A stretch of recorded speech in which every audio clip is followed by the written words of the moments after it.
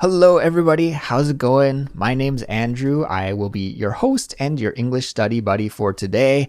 And this is bonus episode number 113 of the Culips English podcast. In our bonus episode series, I tell you some stories from my everyday life. I'm a Canadian guy, but I live abroad in Seoul, South Korea.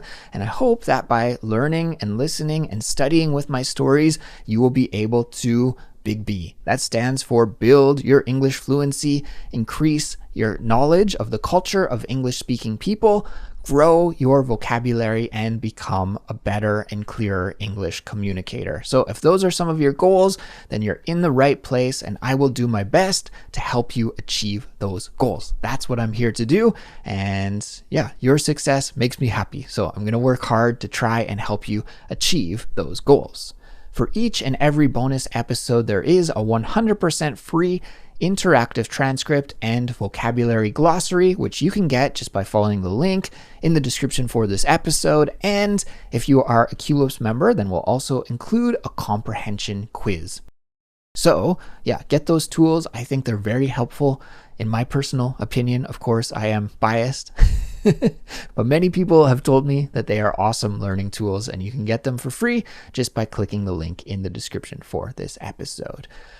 So in today's story, guys, I'm going to tell you about crossing an item off of one of my bucket lists. Yeah, it always feels good when you get to do that. Do you have a bucket list? Do you have a list of the goals and things that you want to achieve in life?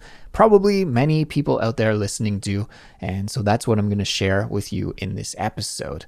And I'll get started with my story in just a moment. But first, I want to tell you about Culips membership.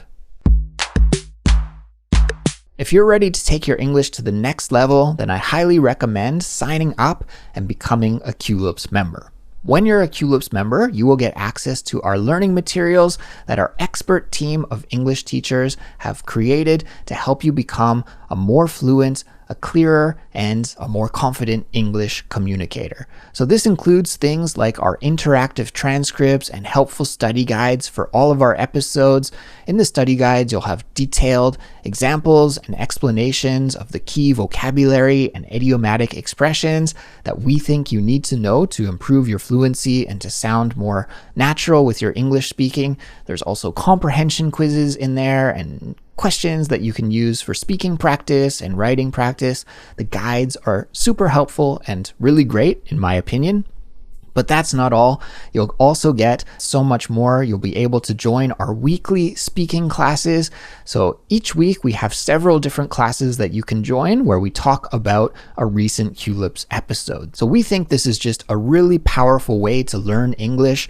First, you listen to the podcast, you learn the vocabulary and get to understand the topic. Then you can think about your own opinion and your own thoughts on that. And then you can share your opinion and share your thoughts and get to learn about other people's opinions and thoughts about the topic as well in our weekly speaking classes. In the classes, each one is led by one of our expert teachers, and you'll also get to join with other members of the Culips community as well in the classes. So yeah, it's really fun, and everybody has been saying that they are really useful for improving their English as well.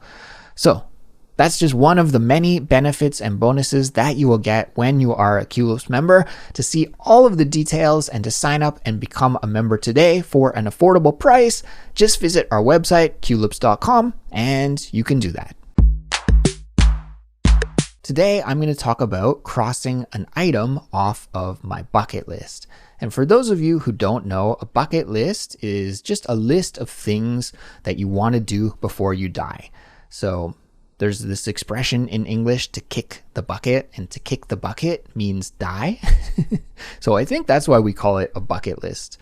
And I have a long bucket list. There are many things that I want to do in life. There are many places I want to visit, many things I want to try, many things I want to experience, many things I want to see, many things I want to learn, many things I want to do, many goals that I want to achieve. Like, I could go on and on and on about how many things are on my bucket list that probably I could talk for hours about it. So I'm going to spare you from that.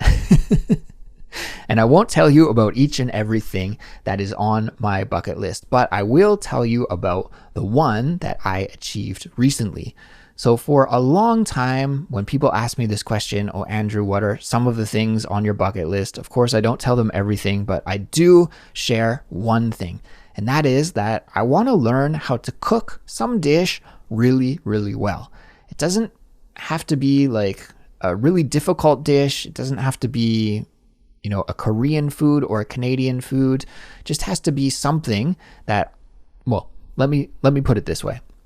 What I want to be able to do is I want to be able to cook a dish for dinner and give it to my wife, and she's my taste tester. I do enjoy cooking, but I don't usually cook for too many other people other than my wife. So my wife is the main person who eats the food that I cook. So I'll give it to her. Okay, I'll give it to my taste tester. I'll give it to my wife, and I want to have her react in a really natural way, not a forced way, a natural way. I want her to be very impressed and be like, oh my gosh, this is super delicious. Wow. I want her to have that reaction. If I can do that with whatever dish that I create at some point in my life, then I feel like I will have achieved, at least to an extent, some good cooking skills. I don't think I'm a super good cook, but I also don't think I'm that bad of a cook. So I'm somewhere in the middle. I'm like somewhere between terrible and top chef. I don't think I have the drive or the will to become a super top chef, but I just enjoy spending some time in the kitchen preparing dinner. Often my wife works a little bit later than I do, so I finish earlier in the day and I can get home before she does and make dinner. And yeah, so I enjoy making dinner, and I usually just put on a podcast or some music and get in the kitchen. You can kind of zone out that way. And yeah, for whatever reason, I do enjoy it. And it's a little fun to be creative in the kitchen.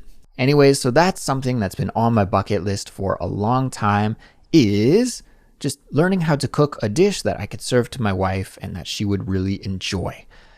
So I think I finally crossed this off my bucket list just the other week because it was my wife's birthday. So to celebrate my wife's birthday, she is Korean, for those of you who don't know. And in Korea, when you have your birthday, there is a customary food. And the customary food to eat is not birthday cake. Although Korean people do enjoy birthday cake, just like we do back home in Canada, it's not customary to eat birthday cake, at least traditionally, historically. What is historically and traditionally customary to eat here is a kind of seaweed soup called miyeokguk. And usually they'll eat this soup for breakfast, I think, usually. But we ate it for lunch on my wife's birthday. Wasn't breakfast in our house, but we ate it for lunch, and I prepared it for my wife. So actually, on the surface, miyeokguk, seaweed soup, is not too difficult to prepare. It sounds pretty easy to prepare. You just add some dried seaweed and you put the seaweed back into water, and you can, I believe we call this reconstituting the seaweed. So it goes from its dried state back to a wet, slippery state like you'd see in the ocean. So you have to reconstitute the seaweed by soaking it in water for around 45 minutes or so. And then there is some beef. You put little chunks of beef in the soup. And there are some other ingredients as well. Some soy sauce, some, I don't even know how to say it in English. It's kind of anchovy liquid. In Korean, we call it miyeokguk. But I don't know what we'd call that in, I guess it's kind of like a fish sauce. Let's call it fish sauce in English. Some fish sauce in there, some salt, and just some basic ingredients like that. It's pretty simple on the surface, but actually my wife told me that this is quite a high level dish to make and not so easy to do. Because this is a customary birthday food, I've prepared this for my wife, I think, pretty much every year that we've been together. But in years past, I've always cheated by buying a meal kit and just using a pre-prepared seaweed soup meal kit soup. Okay, and it wasn't bad. In the past, it was totally fine. You can order these things online or get them from the grocery store. I think I ordered mine online last year, and all of the ingredients were fresh and it was all measured out. I just put it together, boom, and you had some like pretty good seaweed soup, but not blow you out of the water seaweed soup. So this year I decided, you know what, the meal kits from years past, they were okay, but nothing special. And I think I can do a better job. So I decided I'm going to do it on my own. I'm going to try and make the seaweed soup for my wife. And she was like, are you sure about that? You think you can handle it? And I said, yeah, I got this. So I went on to the Korean internet, and I don't know, this is something I want to ask you guys out there, because I know we have such a global audience, listeners from many different countries from around the world. It seems like, at least here in Korea, there is Korean internet and then there's English internet, and they're very different. Like it's weird, you know, like the Korean language internet has different websites. You don't use Google, you use Naver. That's just one little example. And just the content is slightly different that you see from one version of the internet to the other version. So I wanted to find the real authentic recipe, how to cook seaweed soup. So I went onto the Korean internet and I looked at a couple of recipes that I saw on some Naver blogs, but then I don't know, you can read about something, you can read about a recipe, but these days I actually prefer to watch a real cook do it on YouTube. So then I went over to YouTube and I watched a few different cooking videos from some famous chefs, from some grandmas. You got to watch the grandmas when you learn how to cook. Like they really know how to do it. So I watched some videos from some grandmas and just some other vloggers, some cooking vloggers, I suppose, who made it. And I kind of, you know, surveyed 5 or 6 different recipes, and I got an understanding, okay, I think this is how this is made. And then I just did it on my own. So I didn't really follow a recipe as I was preparing the seaweed soup. I just went off of what I had seen earlier and read earlier and my own kind of gut instinct. And I whipped up this seaweed soup. I did have to go to the grocery store and pick up some ingredients, but then, yeah, I put it all together and made it for my wife. I'm not really good. Here's one thing. I think I'm not trying to brag or anything, but in my opinion, I think I'm okay at cooking, like not so bad at cooking. But one thing that I'm not so great at is plating and presentation. That's something that I struggle with.